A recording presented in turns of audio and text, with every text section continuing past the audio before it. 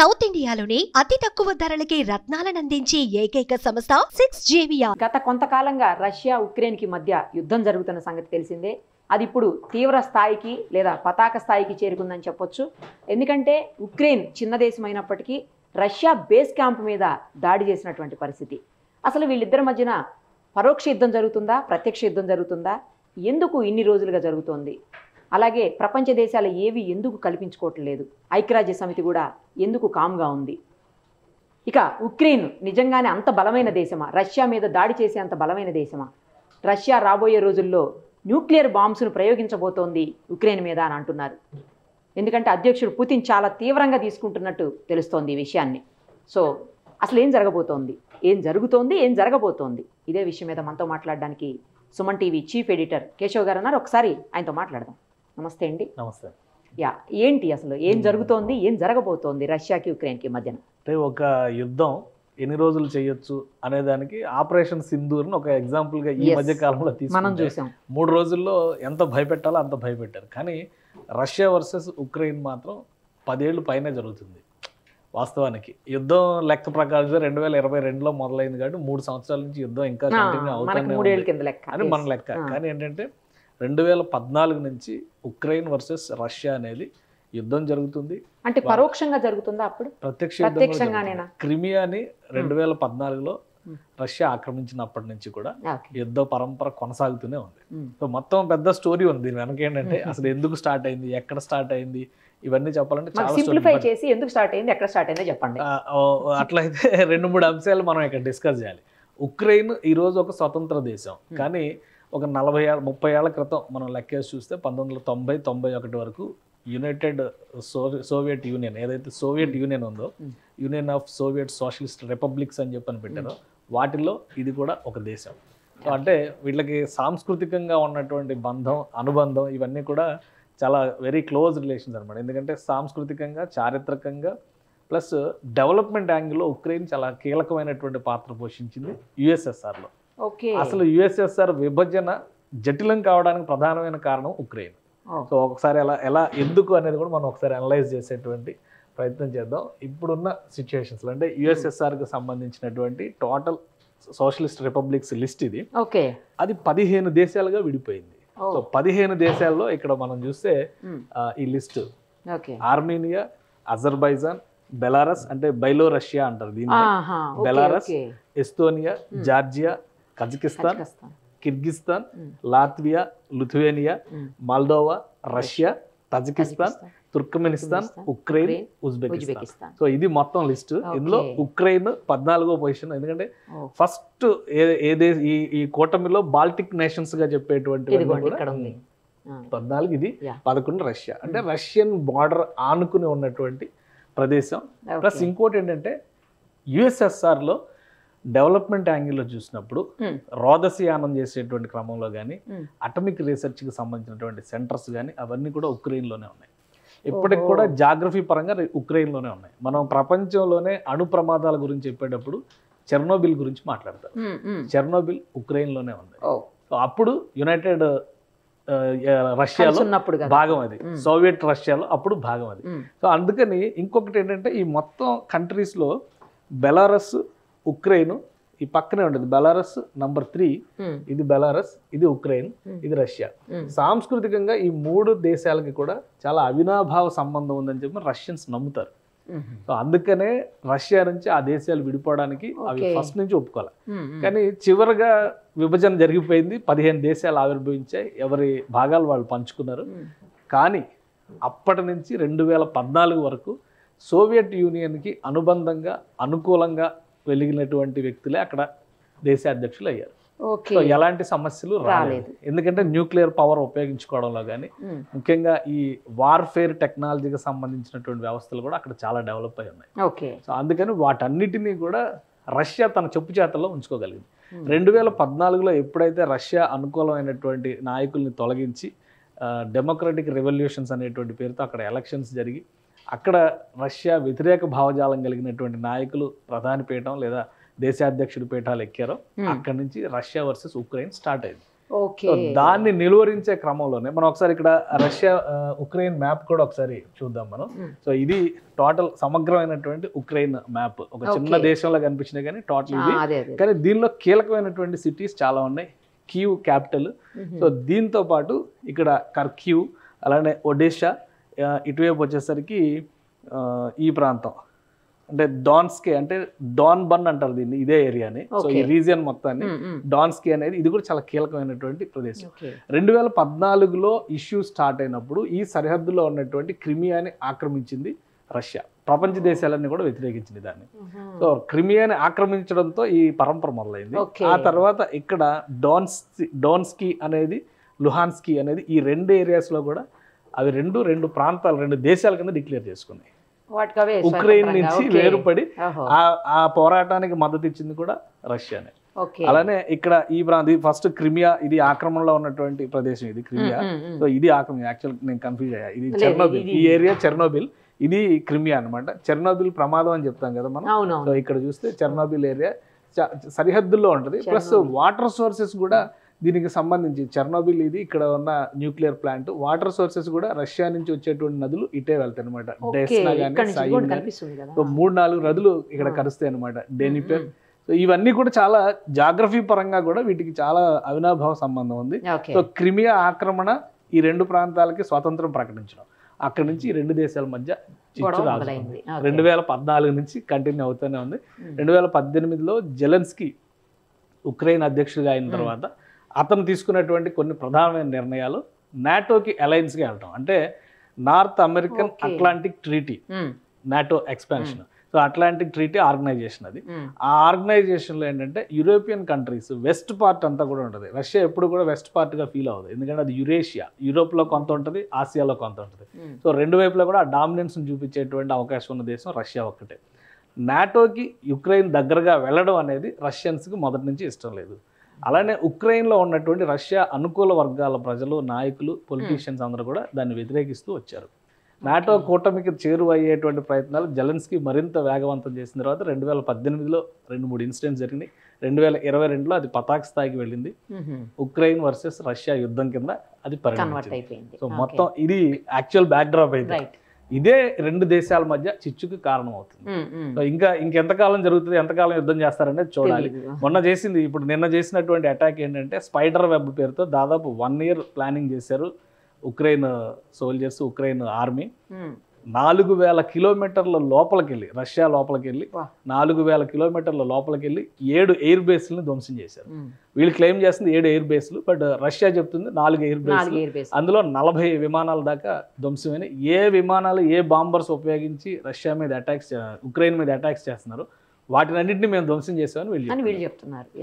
ఇంకా అది ఒక పతాక సన్నివేశంగా మారిపోయింది. దీనికి రిటాలియేషన్ ఇచ్చేటువంటి పనిలో ఇప్పుడు రష్యన్ ఆర్మీ నిమగ్నం అయింది. రేపటికి ఉక్రెయిన్ ఉండదు, ఉక్రెయిన్ తెరమరుగు, కనుమరుగు అని చెప్తున్నారు. సో ఇంకా అంటే ఒక పతాకమైనటువంటి సందర్భం యుద్ధానికి సంబంధించి 2014 నుంచి కంటిన్యూస్గా ఇన్సిడెంట్స్ జరుగుతుంది. 2022లో వార్ ఆఫ్ యాక్ట్ అనేది మొదలైందని అందరూ భావించారు. కానీ ఇప్పుడు రష్యా ఏం చెప్తుందంటే ఎయిర్ బేస్ల మీద అటాక్ చేయడమే వార్ ఆఫ్ యాక్ట్, ఇక్కడ నుంచి అసలైన యుద్ధం మొదలవుతుందని చెప్పి రష్యా చెప్తుంది. ఇప్పుడు ఇక తారాస్థాయికి చేరిపోయినట్టు, ఖచ్చితంగా తారాస్థాయికి చేరుతుంది అది. కానీ ఉక్రెయిన్ చిన్న దేశం, మనకు తెలుసు. యుద్ధ విమానాల విషయంలో కావచ్చు, లేకపోతే యుద్ధానికి సంబంధించినట్టు ఏ మెటీరియల్ అయినా కావచ్చు, రష్యానే అందరికీ సప్లై చేస్తుంది. ఈవెన్ మనకు కూడా చాలా వరకు రష్యానే చేస్తుంది. చాలా అడ్వాన్స్డ్ ఉంటుంది రష్యా దగ్గర. అలాంటి రష్యా మీద ఉక్రెయిన్ చాలా చిన్న దేశం అయినప్పటికీ అటాక్ చేసి సర్వైవ్ అయ్యగలిగేటువంటి పరిస్థితులు ఉంటాయా అనేది ఇక్కడ పాయింట్. ఇప్పుడు మనం ఈ హిస్టరీలో ఒక చాప్టర్ విన్నాం కదా. అవును, రష్యా స్ట్రెంగ్త్ మొత్తం కూడా ఉక్రెయిన్లో దాచిపెట్టారు. అప్పటి రీసెర్చ్కి, అప్పుడు సంబంధించినటువంటి ఇన్వెన్షన్స్ అవన్నీ కూడా అవి ఇప్పుడు జియోగ్రాఫికల్లీ లొకేటెడ్ ఇన్ ఉక్రెయిన్, కాబట్టి ఉక్రెయిన్ కంట్రోల్లో ఉంటుంది. బట్ దానికి మీద తీసుకునేటువంటి పవర్ ఎంతవరకు తీసుకోవాలి అంతవరకు తీసుకుంది. బట్ ఏంటంటే దానికి ఉండేటువంటి అవకాశాలు, అడ్వాంటేజెస్ ఉంటాయి కదా. ఇప్పుడు అక్కడ పెట్టిన వ్యవస్థలన్నీ తీయలేదు. అట్లాగా అందుకనే రష్యా అనుకూల ప్రభుత్వాలనే ప్రోత్సహిస్తూ వచ్చారు. 91లో సోవియట్ యూనియన్ విచ్ఛిన్నం అయితే 2014 వరకు రష్యా అనుకూలవాదులే ఉక్రెయిన్కి అధ్యక్షులు అయ్యారు. సో ఎప్పుడైతే వీళ్ళు నాటో వైపు వెళ్ళారంటే, ఇంకొక వరి ఏంటంటే నాటోతో గనక కలిస్తే సమస్య వచ్చేది ఏంటంటే, నేరుగా నాటో బలగాలు ఏంటంటే ఒక దేశం మీద యుద్ధం చేస్తే, నాటో సభ్య దేశం మీద మరొక అటాక్ కనుక జరిగితే నాటో సభ్య దేశాలు అన్నిటిపైన అది అటాక్ కింద పరిగణించాలి, నాటో ఆర్మీ అక్కడికి వెళ్ళేటువంటి అవకాశం ఉంటుంది. అందులో అమెరికా, ఇంగ్లాండ్, ఫ్రాన్స్, ఇటలీ అన్ని దేశాలు ఉన్నాయి. సో యూరోపియన్ యూనియన్లో ఆల్మోస్ట్ అన్ని దేశాలు నాటోలో ఉన్నాయి. సో ఆ ఎంట్రీ డైరెక్ట్గా రష్యా బార్డర్ దగ్గరకు వస్తుంది. రష్యా సరిహద్దు ఉక్రెయిన్ ఆనుకునే ఉంటుంది కాబట్టి రష్యా సరిహద్దుల్లోకి వీళ్ళ ఆర్మీ మోహరించేటువంటి అవకాశాలు పుష్కలంగా ఉంటాయి. అది రష్యాకి ఎట్టి పరిస్థితుల్లో ఇష్టం లేదు, అందుకని అది వ్యతిరేకిస్తూ వస్తుంది. కానీ రష్యాని వీకెండ్ చేయాలన్నా, రష్యాని కంట్రోల్లో పెట్టాలన్నా, రష్యాని కొంత భయపెట్టాలన్నా కానీ వెస్ట్రన్ కంట్రీస్కి ఉక్రెయిన్ ఒక ట్రంప్ కార్డ్ లాగా ఉపయోగపడుతుందని చెప్పని ఆశించారు. సో అందుకని ఇంకోటి ఏంటంటే ఇక్కడ యుద్ధం చేసేటువంటి క్రమంలో శక్తి సామర్థ్యాల కంటే యుద్ధ తంత్రం చాలా ముఖ్యమైనది. ఇక్కడ ఉక్రెయిన్ అనుసరించినటువంటి విధానం గతంలో గ్రీక్ వార్ఫేర్ గురించి మనం వినేటప్పుడు ఎథీనాను ఆక్రమించేటప్పుడు ట్రోజన్ హార్స్ అని చెప్పని ఒక కొయ్య గుర్రాన్ని తయారు చేసి అందులోనే సైనికులు వెళ్ళి ఎథీనా పైన అటాక్ చేస్తారు. అదే తరహాలో వీళ్ళు కంటైనర్లు తయారు చేసి కంటైనర్ల ద్వారా సప్లై చేస్తున్నట్టుగా అందులో డ్రోన్స్ని సీక్రెట్గా అమర్చి లక్ష్యం ఎక్కడికైతే ఫిక్స్ చేశారో అక్కడికి రీచ్ అయిన తర్వాత కంటైనర్ల నుంచి డ్రోన్స్ని ఆపరేట్ చేశారు. సో అక్కడికి ఎవరు సైన్యం వెళ్ళలేదు, దానికి ప్రొటెక్షన్ కోసం ఆపరేషన్ జరిగేటప్పుడు మాత్రం ఆ అలర్ట్నెస్ అనేది, అందుకే 4000 కిలోమీటర్ల లోపలికి వెళ్ళి అటాక్ చేయగలిగారు. వీళ్ళు ఎయిర్ ఫోర్స్ నుంచి యుద్ధం చేయాలి. సో ఆ డ్రోన్స్ని అక్కడికి పంపించి అక్కడి నుంచి వీళ్ళు రిమోట్ ద్వారా ఆపరేట్ చేసి ఏ ఎయిర్ బేస్ని టార్గెట్ చేసారో వాటిని కొట్టారు. సో అప్పుడేమో కొయ్య గుర్రం, ఇప్పుడేమో కంటైనర్ల రూపంలో ఇందులో అమర్చి డ్రోన్స్ని పంపించారు. సో అది రష్యన్ ఆర్మీ గమనించలేకపోయింది, దానివల్ల పెద్ద ఉత్పాతం జరిగింది. అందుకే రష్యా ఇప్పుడు వాళ్ళ మేజర్ వెపన్, అంటే మేజర్ అని కూడా చెప్పలేం కానీ ఇంటర్ బాలిస్టిక్ వెపన్స్లో చాలా ముఖ్యమైనది అనమాట ఒరిష్నిక్ అని చెప్పని దాన్ని మూవ్ చేసింది. అది 12,000 కిలోమీటర్లు పర్ అవర్ వేగంతో వెళ్తుంది. సో దాని ఇంటర్సెప్షన్ కూడా చాలా కష్టం అని చెప్పి అంటున్నారు. ఉక్రెయిన్ దగ్గర ఆ టెక్నాలజీ లేదంటున్నారు. నాటో ఏమన్నా సపోర్ట్ చేస్తుందా, నాటో ఏమన్నా సపోర్ట్ చేస్తుందా, యూరోపియన్ కంట్రీస్ సపోర్ట్ చేస్తాయా? సో అదంతా కూడా ఇప్పుడు వార్ ఓపెన్ అయిపోయేటువంటి అవకాశం ఉంటుంది. ఇంకో విషయం, 2000 మన రెండో ప్రపంచ యుద్ధం జరిగిన తర్వాత ఇంత సుదీర్ఘమైనటువంటి యుద్ధం జరిగింది యూరోప్ పరిసర ప్రాంతాల్లో, ఇదే మొదటిసారి. సో ఇప్పుడు కనుక నాటో కంట్రీస్ ఎవరైనా ఇన్వాల్వ్ అయితే ఇది ప్రపంచ యుద్ధంగా మారినా ఆశ్చర్యపోవాల్సిన. అదే ఇప్పుడు నార్మల్ గా ప్రతి దాంట్లో మేమున్నాం అనుకుంటూ తయారైతుంది కదా అమెరికా అధ్యక్షుడు అమెరికా, మరి ఇక్కడ ఎందుకు వాళ్ళు ఇంటర్ఫీర్ కావాలి? అమెరికా ఇంటర్ఫీర్ కూడా ఎందుకని? అమెరికా ఇంటర్ఫియర్ అయింది కాబట్టి యుద్ధం ఎంత బలంగా జరుగుతుంది. ఎందుకంటే జో బైడెన్ ఉన్నంత కాలం అమెరికా ఆర్థిక సాయం చేసింది ఉక్రెయిన్ కి, ఆయుధ సాయం చేసింది, స్ట్రాటజీ పరంగా వాళ్ళు ఇవ్వాల్సినటువంటి శాటిలైట్ చిత్రాలు కానీ నాసా నుంచి తీసుకొచ్చేటువంటి సపోర్ట్ ఇవన్నీ కూడా చేసుకుంటూ వచ్చారు. ట్రంప్ మాత్రం అధికార పగ్గాలు చేపట్టిన తర్వాత మొదటిసారి వార్నింగ్ ఇచ్చారు. పబ్లిక్ లో పిలిచి మరి జెలెన్స్కీని మీడియా ముందరే తిట్టాడు కదా, స్టూపిడ్ ప్రెసిడెంట్ అని చెప్పారు. సో ఆ ఇన్సిడెంట్ తర్వాత అమెరికా సపోర్ట్ ఉపసంహరించుకుంటుందని అందరూ భావించారు, కానీ అమెరికా సపోర్ట్ ఉపసంహరించుకోవాలి, మౌనంగా ఉంది. తెర వెనుక ఇంకా సపోర్ట్ కంటిన్యూ అవుతుంది అనేటువంటి అభిప్రాయం అయితే చాలా స్పష్టంగా ఉంది. అలానే రష్యా పైన నిన్న మొన్న జరిగినటువంటి దాడులు, స్పైడర్ వెబ్ పేరుతో జరిగినటువంటి అటాక్స్ లో కూడా అమెరికాకి ఇన్ఫర్మేషన్ ఉందని చెప్పని రష్యా బలంగా నమ్ముతుంది. ఇన్ఫర్మేషన్ ఉందా, హస్తం ఉందా? ఇన్ఫర్మేషన్ అంటే జరుగుతుంది, అటాక్ సపోర్ట్ 100% ఉంటుంది. అలా సపోర్ట్ ఓపెన్ సీక్రెట్ అది, బట్ తెలిసే జరిగింది అనేది ఎస్టాబ్లిష్ చేయడం. ఎందుకంటే ట్రూత్ లో కొన్ని పోస్టులు, డొనాల్డ్ ట్రంప్ చేసినటువంటి పోస్టులు, అందులో ఆయన చేసినటువంటి కామెంట్లకి లింక్ చేస్తూ ఈ అటాక్ కి సంబంధించి ఆయన వ్యాఖ్యానించారు అనేది రష్యన్ ఆర్మీ చేస్తున్నటువంటి ట్వీట్స్. సో అంటే అది ఎంతవరకు నిజం అనేది ప్రూవ్ చేయలేకపోయినా కానీ బట్ కొంత ఇన్ఫర్మేషన్ ఉంది, సపోర్ట్ ఉంది, టెక్నాలజికల్ సపోర్ట్ ఉంది, అన్ని రకాలుగా కూడా ఉక్రెయిన్ సమర్థిస్తున్నారు కాబట్టి ఈ యుద్ధం ఎంతకాలం సాగుతుంది అనేటువంటి అభిప్రాయం క్లియర్గా కనిపిస్తుంది. ఇప్పుడు పుతిన్ కనుక దీన్ని సీరియస్గా తీసుకొని నిజంగానే న్యూక్లియర్ బాంబే చేయటం లేకపోతే నాశనం చేయడానికి అవసరమైనటువంటి అంత ఉపయోగించేస్తే ఉక్రెయిన్ పరిస్థితి ఏంటి? అసలు న్యూక్లియర్ బాంబు వేస్తారు అనేది ఒక అబద్ధపు ప్రచారమేనా? సహేతుకం కానీ అసహేతుకమైనటువంటి ప్రచారం. మరి ఎందుకు అలాంటి ప్రచారం జరుగుతుంది? ఉక్రెయిన్ కావాలి, న్యూక్లియర్ బాంబు వేస్తే ఉక్రెయిన్తో ఉపయోగం ఉండదు. ఉక్రెయిన్లో ఉన్నటువంటి మేజర్ వనరులు ఏంటంటే గ్యాస్ కానీ, అక్కడ ఉన్నటువంటి హ్యూమన్ రిసోర్సెస్ కానీ, కల్చరల్లీ ఉన్నటువంటి బాండ్ని కానీ దాన్ని ఒక అడ్వాంటేజ్ చేసుకుని ఎట్టి పరిస్థితిలో ఉక్రెయిన్ని రష్యాలో కలుపుకోవాలనేది మాత్రమే టార్గెట్. అక్కడ న్యూక్లియర్ బాంబులు, మొన్న చెర్నోబిల్ దగ్గర ఉన్నటువంటి కొన్ని న్యూక్లియర్ ప్లాంట్స్ని అటాక్ చేసి డ్రోన్స్ని టార్గెట్ చేసి అటాక్ చేశారనేది ఒక ఇన్ఫర్మేషన్ వచ్చింది, కానీ ఎలాంటి లీకేజెస్ లేవా, అది కేవలం ఒక బెదిరింపు చర్య మాత్రమే. దానికి ప్రొటెక్షన్ కోసం చేసినటువంటి వ్యవస్థల్ని కొలాప్స్ చేసేటువంటి ప్రయత్నం జరిగింది. మేము కూడా బలవంతులు అని చెప్పడమా? రష్యా మేము తలుచుకుంటే కొట్టగలం ఒక వార్నింగ్ ఇచ్చినట్టు అనమాట. సో ఇలాంటి పరిస్థితుల్లో న్యూక్లియర్ బాంబ్ వేసి దాన్ని ఏదో నాశనం చేయాలని, పైగా రష్యాను ఆనుకుని ఉండేటువంటి దేశం. ఆ రేడియేషన్ ఎఫెక్ట్ రష్యాకి కూడా ఉంటుంది. క్లైమేట్ అనేది కామన్ కదా అందరికీ. అంతే కదా. ఎంత ఫూలిష్ అంటే పాకిస్తాన్ ఇండియా యుద్ధం జరుగుతుంటే కూడా పాకిస్తాన్ అణుబాంబు వేస్తుంది, ఇండియా దాని మీద కౌంటర్. అది బుద్ధి లేని వాదన కింద మనం చూడాల్సి ఉంటుంది. ఎందుకంటే ఒక న్యూక్లియర్ బాంబుకి ఎప్పుడు కూడా దాని రేడియస్ చుట్టుపక్కల ఎన్ని కిలోమీటర్లు నాశనం చేస్తారనేది బాంబు కెపాసిటీ మీద ఆధారపడి ఉంటుంది. కేవలం అక్కడే నాశనం అయితే ఇంకెక్కడా నాశనం కాదనుకోవడానికి అవకాశం లేదు. ఇప్పుడు అలా కూడా ఉందంటున్నారు కదండి, కేవలం ఆ ప్రాంతాన్ని మాత్రమే టార్గెట్ చేసే అవకాశాలు కూడా ఉన్నాయి అంటున్నారు. టార్గెట్ చేసేటువంటి అవకాశాలు ఉంటాయి, కానీ దాని నుంచి క్లైమేట్ లో వచ్చేటువంటి చేంజెస్ అయితే అందరూ భరించాలి. అందుకని రష్యా అంత ఫూలిష్ యాక్ట్ లోకి వెళ్తుందని అనుకోలేము మనం. రెండోది ఏంటంటే న్యూక్లియర్ బాంబ్ అనేది వేయడం స్టార్ట్ చేస్తే ఉక్రెయిన్ కూడా సపోర్ట్ ఉంటుంది కదా. ఉక్రెయిన్ కూడా ప్రయత్నం చేయడానికి అవకాశం. నువ్వు 4 వేస్తే నేను ఒకటన్నా వేస్తాను కదా, నువ్వు 4 వేస్తే నేను ఒకటన్నా వేస్తాను కదా, అట్లా ఉంటుంది. ప్లస్ అమెరికా సపోర్ట్ ఉంది కాబట్టి న్యూక్లియర్ వార్ దాకా వెళ్ళేటువంటి పరిస్థితి ఉంది. ఇప్పుడు ఒరెష్నిక్ క్షిపణులకు తీసుకొచ్చి దాన్ని ప్రవేశపెట్టిన తర్వాత వాళ్ళు ఒకేసారి 6 వార్ హెడ్స్ ఉంటాయి. ఒకే బాంబుతో 6 చోట్ల పేలుళ్ళు చేసేటువంటి అవకాశం. అంటే ఆ బెదిరింపులు చాలు ఉక్రెయిన్ని లొంగదీయడానికి, భయపెట్టడానికి. ఆ బెదిరింపులు చాలు. ఇప్పటికే లక్షల మంది నిరాశ్రయులు, కోట్ల మంది నిరాశ్రయులు అయ్యారు, లక్షల మంది, వేల మంది ప్రాణాలు కోల్పోయారు.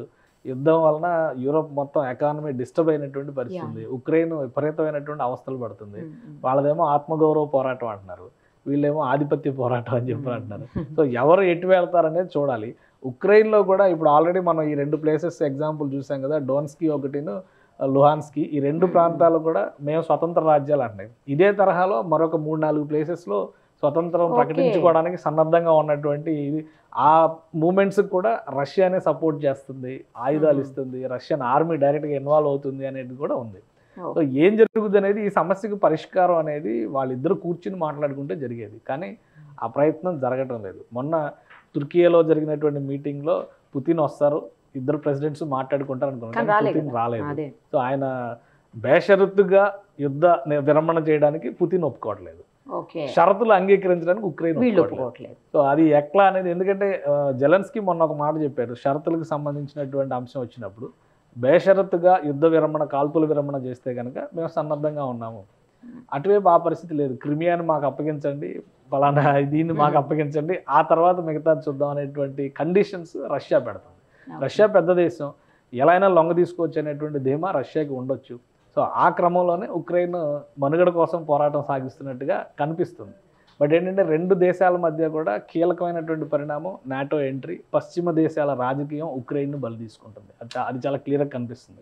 వాళ్ళ విస్తరణ వాదం రష్యాని నియంత్రించాలనేటువంటి వాదం. రేపు పొద్దున రష్యా ఇప్పుడు 15 దేశాలు, సోవియట్ 15 దేశాలు అయిపోవడం వెనకాల కూడా పశ్చిమ దేశాల విధానాలే కారణం. అది ఆల్రెడీ అందరికీ తెలిసిందే.